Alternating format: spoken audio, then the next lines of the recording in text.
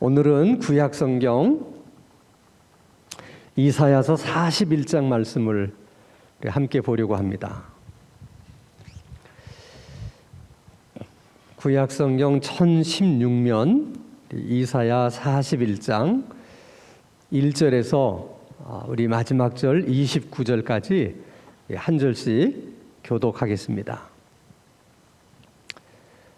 이사야 41장입니다. 섬들아 내 앞에 잠잠하라. 민족들아 힘을 새롭게 하라. 가까이 나오라. 그리고 말하라. 우리가 서로 재판자리에 가까이 나아가자. 누가 동방에서 사람을 일깨워서 공의로 그를 불러 자기 발 앞에 이르게 하였느냐. 열국을 그의 앞에 넘겨주며 그가 왕들을 다스리게 하되 그들이 그의 칼에 티끌 같게 그의 활에 불리는 촉에 같게 하매 그가 그들을 쫓아가서 그의 발로 가보지 못한 길을 안전히 지나갔나니 이 일을 누가 행하였느냐. 누가 이루었느냐. 누가 처음부터 만대를 불러내었느냐. 나 여호와라. 처음에도 나요 나중 있을 자에게도 내가 곧 그니라. 섬들이 보고 두려워하며 땅끝이 무서워 떨며 함께 모여와서 너는 힘을 내라 하고 목공은 금장색을 격려하며 망치로 고르게 하는 자는 매질꾼을 격려하며 이르되 땜질이 잘 된다 하니 그가 못을 단단히 박아 우상을 흔들리지 아니하게 하는도다. 그러나 나의 종 너 이스라엘아 내가 택한 야곱아 나의 벗 아브라함의 자손아 내가 땅끝에서부터 너를 부르며 땅 모퉁이에서부터 너를 부르고 내게 이르기를 너는 나의 종이라 내가 너를 택하고 싫어하여 버리지 아니하였노라 하였노라. 두려워하지 말라 내가 너와 함께함이라. 놀라지 말라 나는 내 하나님이 됨이라. 내가 너를 굳세게 하리라. 참으로 너를 도와주리라. 참으로 나의 의로운 오른손으로 너를 붙들리라. 보라 내게 노하던 자들이 수치와 욕을 당할 것이요 너와 다투는 자들이 아무것도 아닌 것 같이 될 것이며 멸망할 것이라.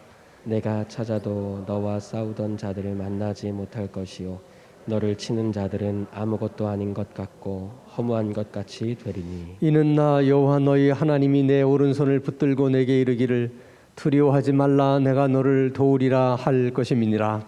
버러지 같은 너 야곱아 너희 이스라엘 사람들아 두려워하지 말라. 나 여호와가 말하노니 내가 너를 도울 것이라.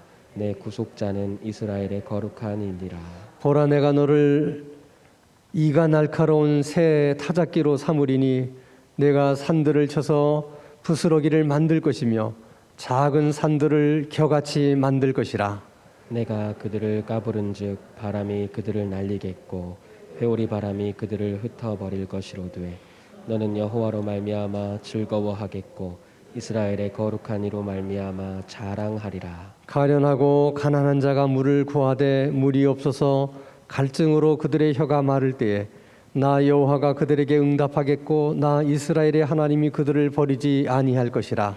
내가 헐벗은 산에 강을 내며 골짜기 가운데에 샘이 나게 하며 광야가 못이 되게 하며 마른 땅이 샘 근원이 되게 할 것이며 내가 광야에는 백향목과 시띠나무와 화석류와 들감람나무를 심고 사막에는 잣나무와 소나무와 황양목을 함께 두리니 우리가 보고 여호와의 손이 지으신 바요 이스라엘의 거룩한 이가 이것을 창조하신 바인 줄 알며 함께 헤아리며 깨달으리라. 나 여호와가 말하노니 너희 우상들은 소송하라. 야곱의 왕이 말하노니 너희는 확실한 증거를 보이라.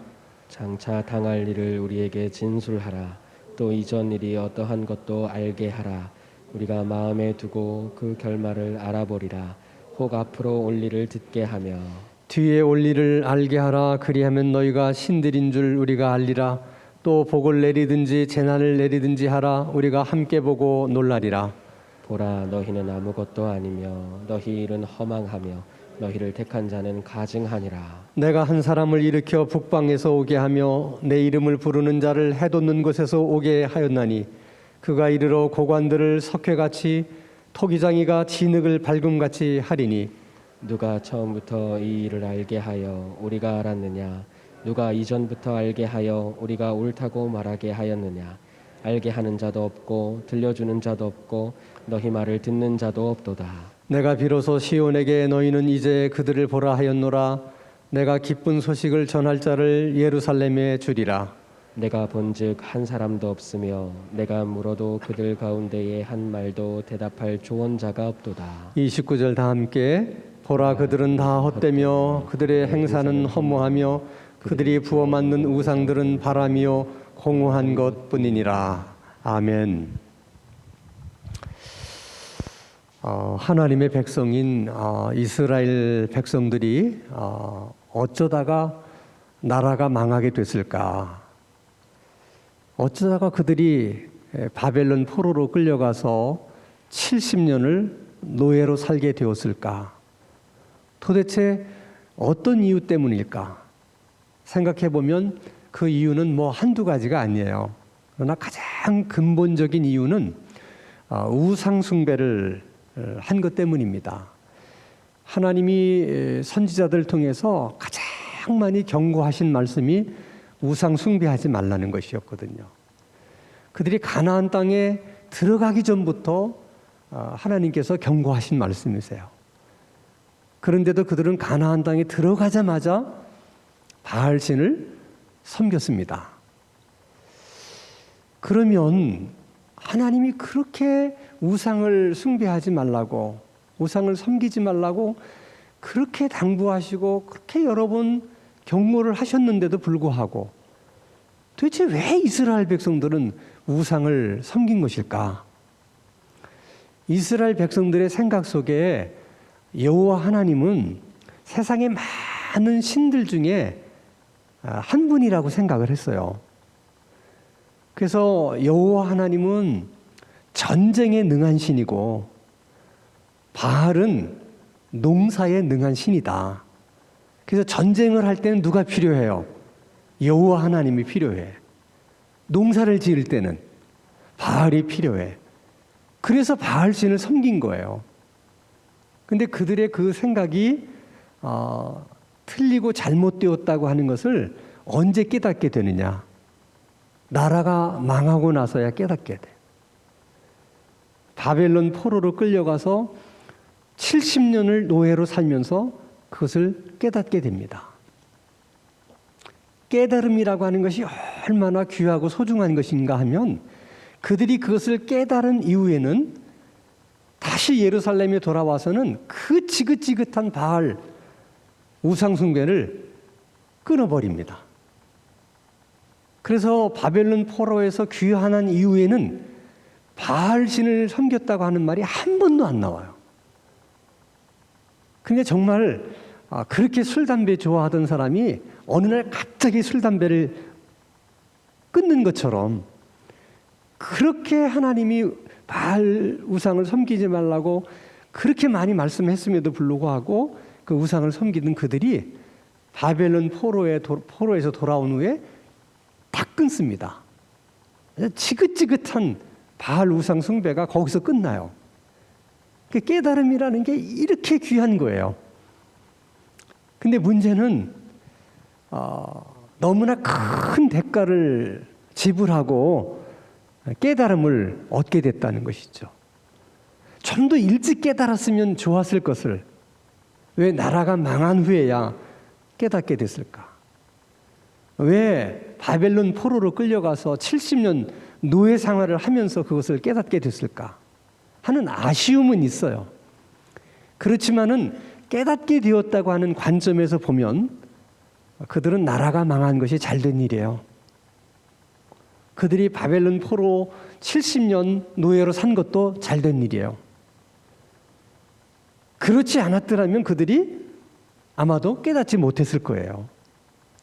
그렇게 해서라도 깨닫게 된 것이 그들에게는 정말 은혜고 축복인 것이죠. 그것은 이스라엘 백성들만의 문제가 아니에요. 우리에게 있어서도 깨달음이라는 것은 너무 소중한 것인데 이게 쉽게 깨닫게 되질 않거든요. 하나님이 이런 모양 저런 모양으로 얼마나 많이 말씀을 하세요. 그래도 우리가 고집이 있고 자존심이 있고 뭐 여러 가지 이유로 인해서 우리가 그 하나님의 경고나 하나님의 말씀을 듣지 않다가 사업 쫙딱 망하고 나서야 깨닫게 된다든지, 뭐 죽을 병에 걸려서야 깨닫게 된다든지, 또 뭐 큰 사고를 겪고 나서야 깨닫게 된다든지, 그런 경우들이 많이 있잖아요. 그러나 사실 그것도 신앙적인 관점에서 보면 사실 그 사람에겐 상업이 망하게 된 게 잘된 일이고, 죽을 병에 걸린 게 잘된 일이고, 큰 사고를 당한 것이 잘된 일이에요. 누가 들으면 이상하다고 그럴 수 있는데, 왜? 그렇게 해서라도 깨달을 수 있었기 때문에 그런 거죠. 만약에 그런 사고가 없고 그런 어려움 없이 깨닫지 못하고 그냥 세상을 떠났다, 그럼 그건 소망이 없는 거잖아요. 그래도 사업은 망했지만은 그때서라도 깨달아서 신앙을 지킬 수 있다면, 그래서 하나님 나라에 갈 수 있다면 그것은 정말 오히려 잘된 일이라고 볼 수 있죠. 그러나 할 수만 있다면 그렇게 비싼 대가를 지불하고 나서 깨닫지 말고 좀 일찍 깨달을 수 있다면 정말 그거야말로 얼마나 큰 은혜일까, 이런 생각을 해봐요. 그러니까 여러분, 하나님이 우리에게 주시는 은혜들이 많지만 그 은혜 가운데 가장 소중한 은혜는 빨리빨리 깨닫는 거예요. 하나님 말씀 들으면 금방 깨닫고 돌이키고, 금방 순종하고, 이게 가장 큰 은혜야. 이런 복이 여러분 모두에게 있게 되기를 주님의 이름으로 축원합니다. 자, 오늘 본문의 말씀의 요지는 뭐냐면, 자, 바벨론 포로로 끌려가서 이제 신앙생활을 할 때 처음에는 이들이 깨닫지 못했을 때는 어떤 오해를 했느냐? 바벨론의 신이 우리가 믿는 여호와 하나님보다 강하기 때문에 그래서 우리가 망하게 된 것이다, 그렇게 생각했어요. 근데 그것은 이스라엘 백성들만 그렇게 생각한 것이 아니고 바벨론 사람들도 그렇게 생각한 거야.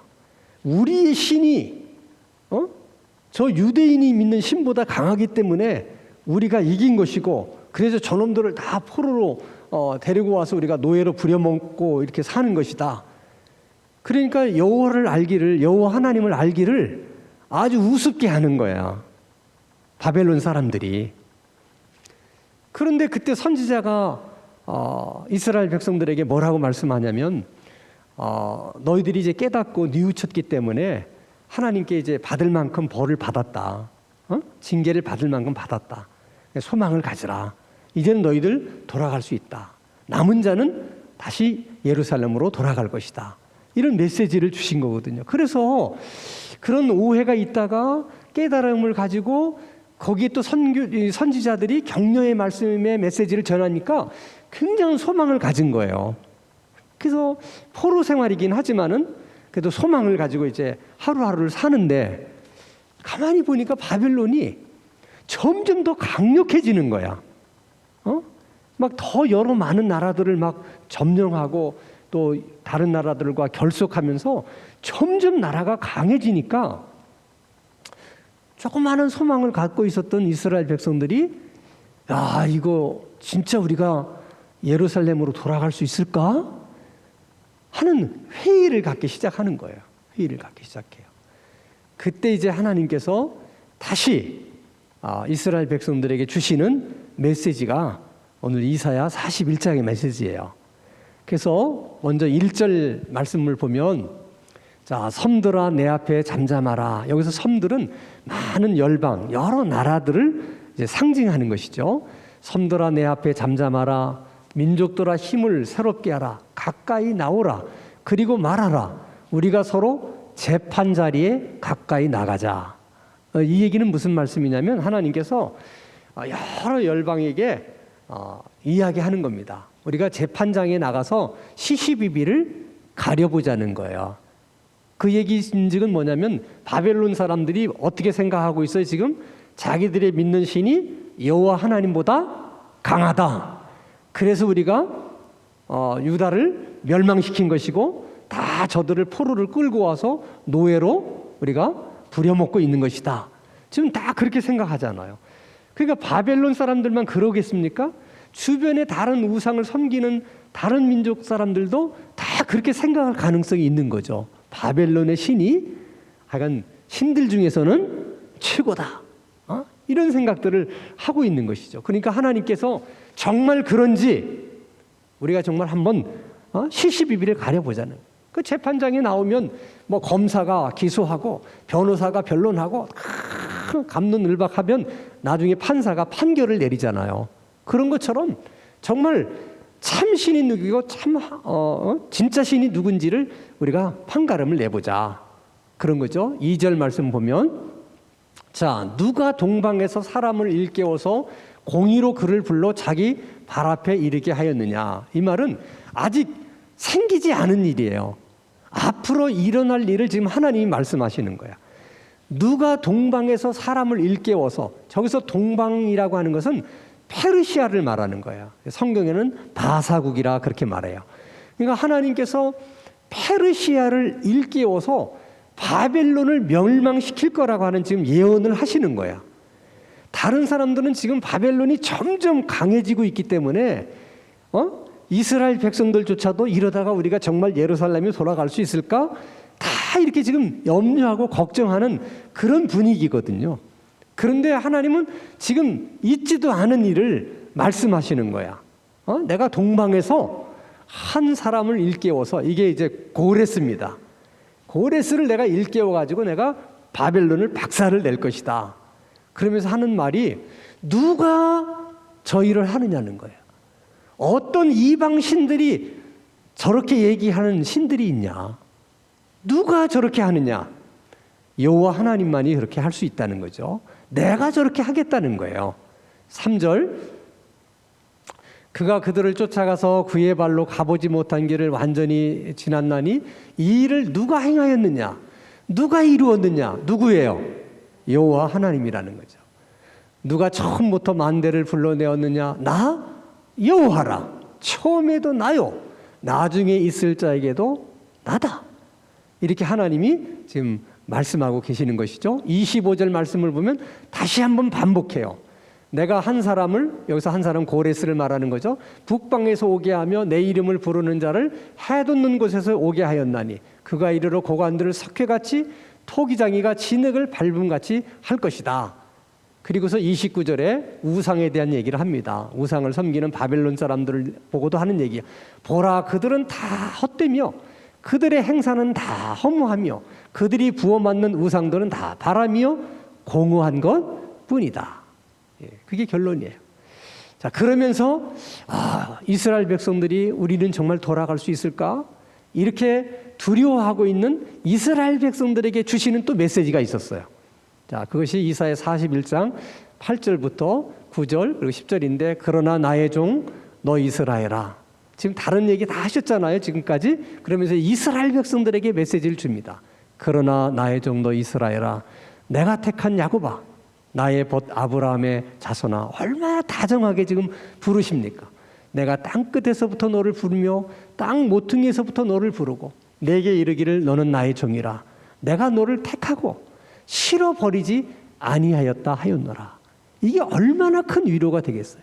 지금 바벨론 포로로 잡혀와서 70년을 사는 동안 다 버림받은 그런 생각을 하지 않겠습니까? 나라는 망했고 포로로 끌려와서 노예로 사는 그런 자신들을 생각해 볼 때 완전히 자기들은 이제 버림받은, 하나님께 버림받은 사람들이라고 생각을 할 수밖에 없는 그런 상황에서 하나님이 뭐라고 말씀하세요? 내가 너를 실어버리지 아니했다.